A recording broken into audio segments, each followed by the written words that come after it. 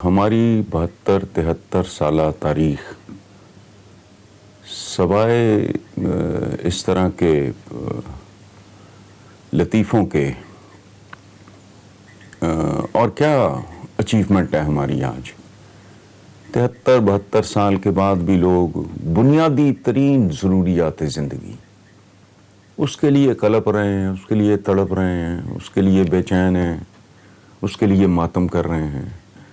پینے کا صاف پانی، بیسک ریکوائرمنٹ، یہ پورا کرۂ ارض بھی سوائے پانی کے کیا ہے؟ پانی زندگی کی ریالٹی ہے۔ ہیومن باڈی دیکھ لو آپ، اس میں سوائے پانی کے باقی سارا کچھ تو ثانوی ہے۔ تو جن کو 72 سال میں وہ نصیب نہیں ہوا، قائد اعظم محمد علی جناح وہ جب کراچی واپس آئے بیماری کے زیارت سے، ایمبولنس کی بیماری سے، ایمبولنس کی وہ خرابی سے لے کے شدید بیمار ایک بندہ جس نے زندگی کی بازی لگا کے یہ ملک حاصل کر کے دیا، اس پہ کنٹروورسی ہے۔ میں نہیں جانتا سچ کیا ہے جھوٹ کیا ہے۔ مجھے تو بی آج تک یہ نہیں پتا کہ پاکستان دو لخت ہونے کے پیچھے حقائق کیا ہیں، کون قصوروار تھا۔ محمد علی جناح اگر آج دنیا میں واپس آئیں اور پوچھیں میرا گفٹ کیا ہوا پاکستان کہاں ہے، تو کیا جواب دے گا اس ملک کا کوئی بھی شہری؟ مجھے نہیں پتا who was to be blamed۔ یاد ہے کہیں کوئی لیاقت علی خان کے کوئی قتل پہ کہانیاں ہیں، قصے ہیں، افسانے ہیں، وہ جتنے مرضی پڑھ لو آپ۔ بے نظیر بھٹو، ذوالفقار علی بھٹو، جس کیس کا آپ حوالہ نہیں دے سکتے عدالتوں میں۔ تو یہ آرس از اے ہسٹری آف بلنڈرز، پلنڈرز اینڈ سرنڈرز۔ تو سر قصوروار پاکستان سے پہلے بات سن لیں، ایک منٹ پہلے بات سن لیں پوری۔ ایسٹ پاکستان سے اپنا ملک آدھا گوا دینا، اس سے بڑا بلنڈر کوئی نہیں ہو سکتا۔ اچھا اب آؤ، میں نے دوسرا لفظ استعمال کیا، پلنڈر، لوٹ مار۔ جب پاکستان بنا بدترین حالات تھے، لوگ لٹے پٹے آئے تھے، اپنی صدیوں سے جہاں سیٹلڈ تھے، اپنے ٹھور ٹھکانے بیٹیاں پیچھے چھوڑ کے، بچے مروا کے، بزرگ مروا کے آئے تھے، لیکن اس ملک پہ قرضہ نہیں تھا 1 روپیہ۔ اس ملک نے کسی کا دینا نہیں تھا، لینا تھا ہندوستان سے۔ اور آپ کو پتا ہونا چاہیے کہ گاندھی جی نے یہ جو برت رکھا تھا احتجاج اپنے خلاف، اپنی حکومت کے خلاف، کہ پاکستان کے واجبات یا جو بھی بنتا ہے ان کا واپس کرو، چونکہ ہندوستان نے وہ پیسے کچھ دینے کے بعد باقی روک لیے تھے۔ سرنڈرز دیکھ لو، ادارہ ہی کوئی نہیں رہ گیا۔ اس سے بڑا سرنڈر کیا ہونا ہے؟ اور جو ایک ادارہ پاکستان کا قائم دائم ہے، کھڑا ہے، اس کو اس ملک پہ 3 بار حکمران رہنے والے اس کو سکینڈلائز کر رہے ہیں، اس کو چیلنج کر رہے ہیں، اس کو متنازع بنانے کی کوشش کر رہے ہیں۔ اب آگے چلو۔ ہاں جی حسن نثار صاحب، جو آپ نے باتیں کی ہیں یہ وہ تلخ حقیقتیں ہیں جن سے کبھی بھی ہم آنکھیں نہیں چرا سکتے، لیکن بدقسمتی ہے کہ چاہے ہمارے حکمران ہیں، چاہے اشرافی ہے، چاہے سول سوسائٹی ہے، ہم سب اس سے بھاگ رہے ہیں۔ اور حقیقت کی بات یہ ہے کہ کوئی کھل کے بات نہیں کرتا کیا ہونا چاہیے۔ ابھی آپ نے پلنڈر کی بات کی، اب دیکھیں یہ بڑا امپورٹنٹ نقطہ آپ کی طرف سے ہے، سرنڈر پلنڈر والا۔ یہ کب تک چلے گا؟ پلنڈر کی نئی بات اب جو نکلی ہے، نواز شریف صاحب کی ضمانتیں، اپنا ان کی جائیدادیں ضبط ہونے کی بات نیب کر رہا ہے۔ نیب کو اپنی پڑی ہے، کنٹروورسی اس کی اپنے بارے میں بہت زیادہ ہے۔ تو آپ کو کیا لگتا ہے کہ جی اب یہ فائنلی کیسے ہوگا؟ نواز شریف کے خلاف جو کیسز بن رہے ہیں یا جو لوٹا گیا مال وہ برآمد تو نہیں ہو رہا، کیا یہی طریقہ ہے کہ ان کی جائیدادیں ضبط کر لی جائیں؟ جی سر۔ دیکھیں بھائی، ابھی جو بی بی نے انٹرو میں ایک بات کی، اس میں مہنگائی بھی انہوں نے ذکر کیا تھا۔ مہنگائی ایک ہوتی ہے اصلی، ایک ہوتی ہے نقلی۔ ایک کا تعلق ہوتا ہے اقتصادیات کے مضمون کی بنیادی بات سے، سپلائی اینڈ ڈیمانڈ۔ دوسری ہوتی ہے مصنوعی اور جعلی جو ہم کرتے ہیں۔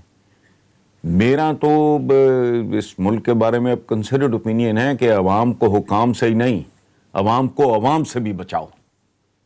اس مہنگائی میں بہت سارا رول عوام کا ہے. عوام کا اپنا رول کیا ہے؟ آپ مستقبل کا پوچھ رہے ہو. بھائی میں تو کوئی نجومی نہیں ہوں یہاں، یہ تو کوئی سینسیبل بندہ، اس سے آپ پوچھیں، وہ آپ کو بتائے گا، پریڈکٹ کرے گا. مجھ سے آپ امریکہ کے بارے میں کسی سر پیر والے ملک کے بارے میں پوچھو، میں یہاں بیٹھا اس کے بارے میں پریڈکٹ کر سکتا ہوں. میں اس ملک کا شہری ہوں، یہاں کی جم پل ہوں. میں اپنے ملک کے بارے میں پریڈکٹ نہیں کر سکتا. It is an ungovernable and unpredictable country. یہی ہماری تاریخ بتاتی ہے. اب اچھا ملکوں میں ہوتا کیا ہے؟ دو چیزیں ہوتی ہیں بھائی میرے. ایک ہوتے ہیں حکام، ایک ہوتے ہیں عوام.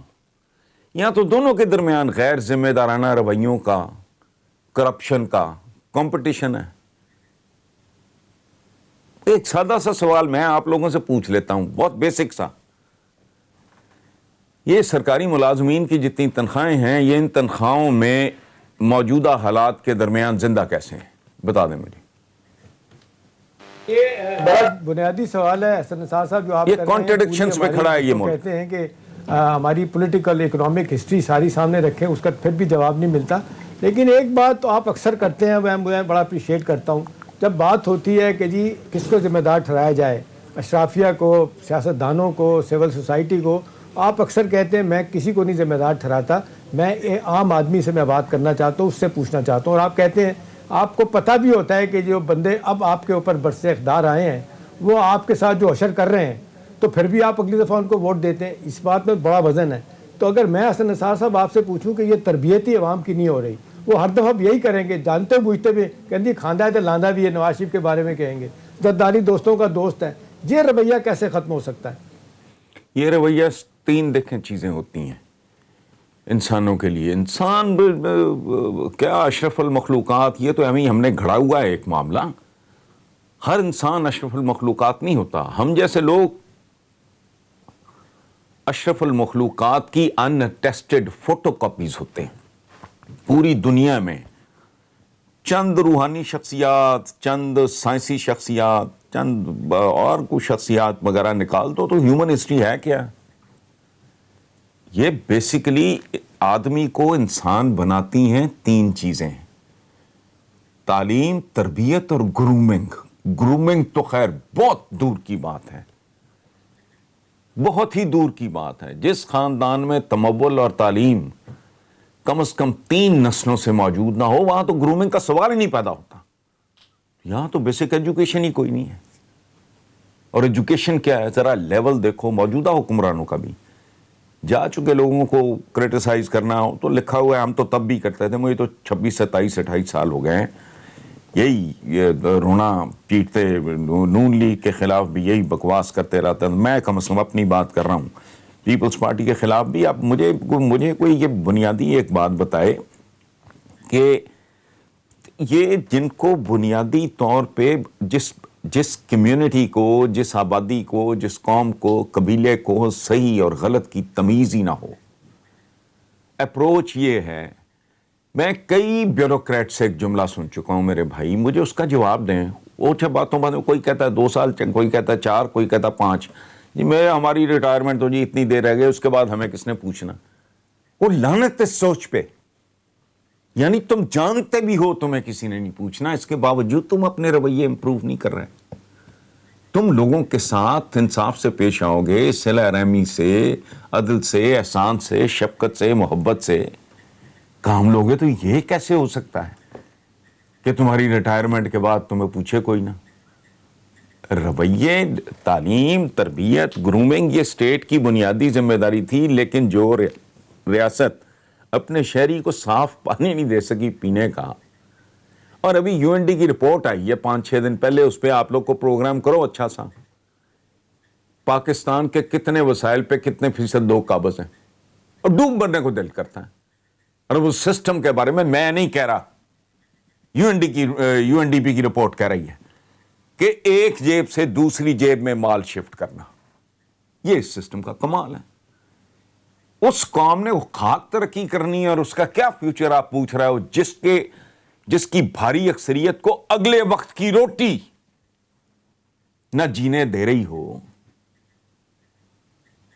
تو اس کے مستقبل میں کیا یہی رہے گا؟ اس سے بدتر ہوگا۔ مجھے نہیں پتا آپ کی ایج کتنی ہے اور آپ کے ساتھ جو بچی بیٹھی اس کی ایج کتنی ہے۔ مجھے تو 50 سال ہو گئے ہیں، 50 سے بھی کچھ زیادہ ہی ہو گئے ہیں، یہ سنتے اور دیکھتے ہوئے کہ جی روٹی نہیں ہے، آٹا نہیں ہے، کپڑا نہیں ہے، فلاں نہیں ہے، تعلیم نہیں ہے، گھر کا کرایہ نہیں ہے، بچے کی فیس نہیں ہے، ماں کی دبا نہیں ہے، کیا ہے؟ تو پھر کیا